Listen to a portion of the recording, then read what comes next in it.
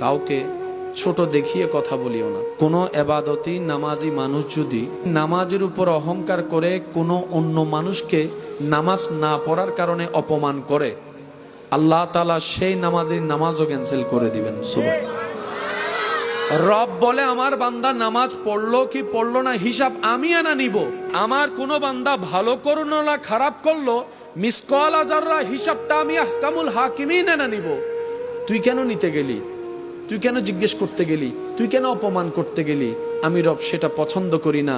কোনো নামাজিও যদি কোনো অপরাধী মানুষকে অহংকার করে, হিংসা করে, ছোট করায়, অপমান করে, আল্লাহ সেই এবাদতের এবাদত পর্যন্ত ক্যান্সেল করে দেয়।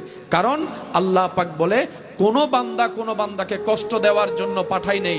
কারণ পৃথিবীতে কারো মালিকানা আমি দিই নাই। আমি আল্লাহ সবাইকে মেহমান বানিয়ে পাঠিয়েছি, গোলাম বনে আসো, হাসরের রাজত্ব আমি আল্লাহ তোমাকে দান করব, ইজ্জত দান করব। সুবহান। আল্লাহ পাক বলে তোমার এতগুলা কঠিন শক্ত দাঁতের ভিতর থেকে তুমি যে রকম 24টা ঘন্টা কথা বলার ক্ষেত্রে নরম জিহ্বাকে সেভ করে রেখে কথা বলো, গোস্ত খাও, খাবার খাও, তুমিও কথা বলার সময় সেভাবে কথা বলিও যেন তোমার জিহ্বার কথার আঘাত দিয়ে আমার কোনো বান্দার অন্তরে আঘাত না লাগে। তোমার জিহ্বাটা যেন আমার কোনো বান্দার বেইজ্জতের কারণ না হয়। তোমার জিহ্বাটা যেন আমার বান্দার কোনো গোপন খবরের প্রকাশকারী না হয়। মনে রাখবা, কে কি রকম সেটা আমি আল্লাহ জানি। কাকে কি করা দরকার বিচার আমি করব। বিচারের দায়িত্ব আমি আল্লাহ কোনো বান্দাকে দিই নাই, কোনো বান্দাকে দিই নেই। যখন তোমার অন্যজনের দোষ অন্বেষণ করার জন্য মন চাইবে, তখন আয়নায় নিজের চেহারার দিকে তাকিয়ে বলবা পৃথিবীতে আমার মতো পাপী আর কেউ নেই। দেখবা তোমার আর অন্যের বদনাম করতে ইচ্ছা করবে না। বলেন না সুবহানাল্লাহ। মন কখন খারাপ হয় জানেন? দুশ্চিন্তা কখন হয়? যখন আমাদের সিদ্ধান্তের সাথে আল্লাহর সিদ্ধান্ত মিলে না, আমাদের প্ল্যানিং এর সাথে আল্লাহর প্ল্যানিং মিলে না। কিন্তু আমরা তো জানি হবে তো সেটাই যেটা রব চায়। তা আপনি ভালো থাকবেন কিভাবে মন খারাপ থেকে? সূত্র একটাই, রব যেটাই চাই সেটাই আপনার চাওয়া বানিয়ে ফেলেন। কাজে কাজ হয়ে যাবে, মনও আর খারাপ হওয়ার সুযোগ হবে না। বলেন না সুবহানাল্লাহ।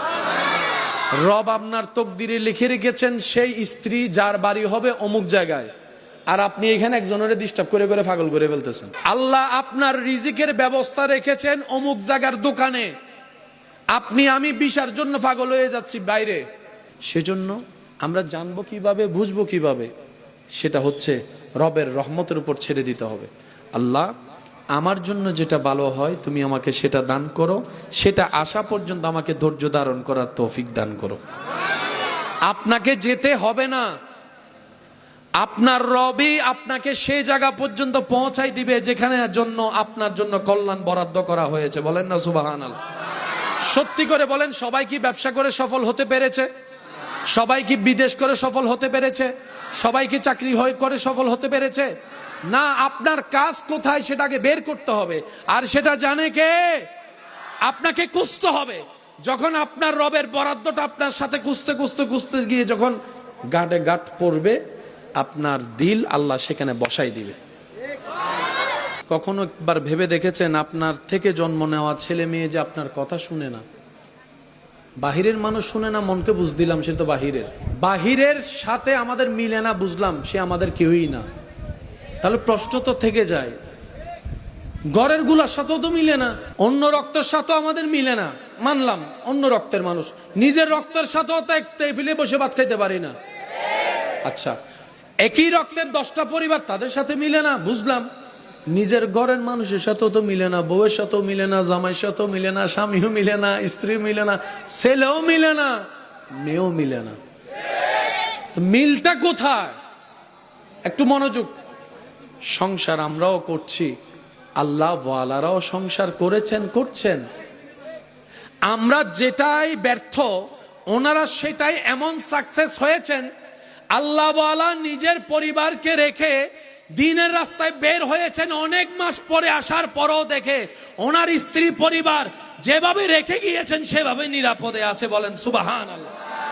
এত বছর পরে আসার পরে স্ত্রী যেখানে আপনার আমার বিরোধিতা করার কথা, রাগ দেখানোর কথা, সে জায়গায় ওই আল্লাহ ওয়ালার স্ত্রী ওনার জন্য পা ধোয়ার জন্য পানির ব্যবস্থা করছেন। এটা কিভাবে সম্ভব? মাথায় রাখবেন, আমরা যদি মূল ঠিক রেখে সব করি, সব সুন্দর হয়ে যাবে।